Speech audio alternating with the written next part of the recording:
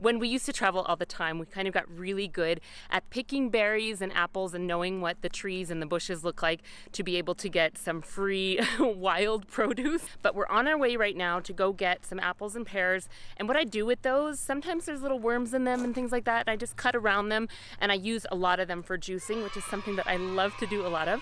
And then when we get back home, I will show you the juice recipe that I'm going to be making for breakfast. I also wanted to just take a quick moment before we get into the video and remind you guys that my free vegan 5-day challenge is starting. When you watch this video, if you want to join the challenge, I really encourage you to do it now. It's a 5-day meal plan. You're gonna get videos and recipes coming to you every single day via your inbox. You're gonna have a guideline ebook that's gonna show you what to do.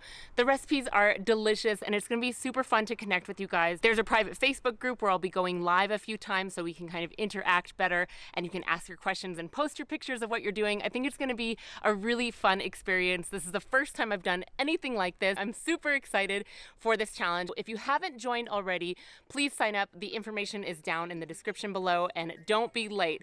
And if you missed this one, if you're watching this in the future, then you can always be put on the wait list for the next one that I'm planning on doing. If you've been around my channel for a while, you know that green juice is a huge staple in my diet, and today is really no different. I'm using those pears and apples that I picked to make this, and this is what I got on here: parsley, cucumber, kale, ginger, lemon, celery, pears, apples. I love a cold press green juice. It's such a fantastic way to get in a ton of nutrients, micronutrients, into your diet, into your day, and it just feels so hydrating to start my day with this. It's something that I really don't go without a single day.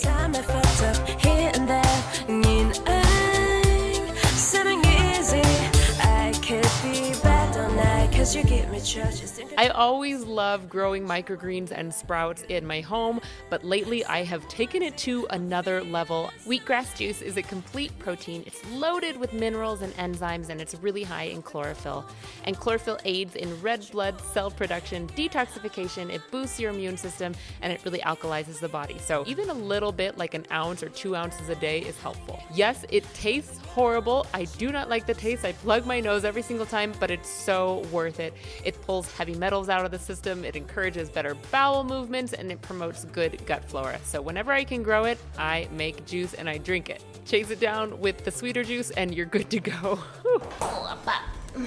So it's a couple hours later, and I'm gonna have my second green juice, which is actually really sweet and delicious. So I'm really glad we found all those pears and apples. Mwah.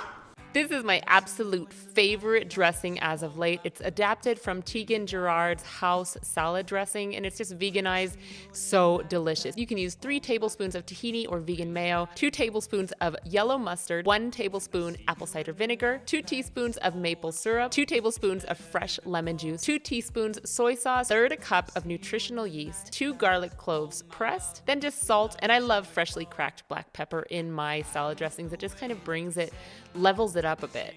It is so delicious. I've been making really large batches of this, and it lasts the whole week. And now I'm going to show you a really easy everyday kind of salad that you can put together, whether you want to make a really giant one for yourself or you want to use this as a side for dinner for your whole family. A large handful of grape tomatoes, and I'm slicing up some red cabbage on my shaky table, using some chives here that are nice and fresh just from my windowsill, chopping those up. For this large salad, I'm using around half of a small avocado, but I'm gonna leave a little bit of that avocado behind for my sandwich, which I'm gonna show you next. And now I'm just gonna assemble my salad. I'm using about 4 to 5 cups of spring mix here, and then adding everything that you've already seen me chop up. 'Cause when I see you in the night lights, oh, I'm sure it's better than before. I like the way that you say my name, sing it out, sing it to the night. I like the way that you take my hand. I'm also using these broccoli sprouts, which are so good for you, you guys. You really want to get some sprouts in. Broccoli sprouts are fantastic. Sing it to the night. Okay, moving on to my sandwich. I've got 2 pieces of toast in the toaster with Ezekiel bread and a really thick slice of onion, just toasting that up. I'm grating a carrot and then adding about a tablespoon of that same salad dressing. I've got my toast here, and now I'm just gonna assemble. I'm using the leftover of the avocado that was in that half avocado from the salad. And then the carrot kind of provides like that kind of texture that you want in a sandwich where it's kind of filling. I'm using just some more greens, tomatoes, pickle, some serrano pepper because I like it spicy, and then some more of those broccoli sprouts and ketchup. Oh my gosh, if this doesn't sound good, please try this recipe verbatim and just enjoy how delicious these flavors combine. Now I'm eating this big salad all by myself, adding some more freshly cracked pepper on top and tossing. And you know, honestly, what I've been loving lately is one gigantic meal, and it's been keeping me super full. But if this is something that seems like, okay, this is a great lunch, then use it as a lunch. If you want to have it as a dinner, use it as a dinner. And yes, the verdict is in, it is delicious. The recipe for the salad and the sandwich are linked down in the description, so check those out. My eating window is almost closing, and I really kind of wanted something sweet, so I had a big bunch of grapes. And they were great, but I still kind of had a little sweet tooth. And I remembered I had these really delicious bars, not super duper unhealthy. It's a recipe that I made for my patrons on Patreon.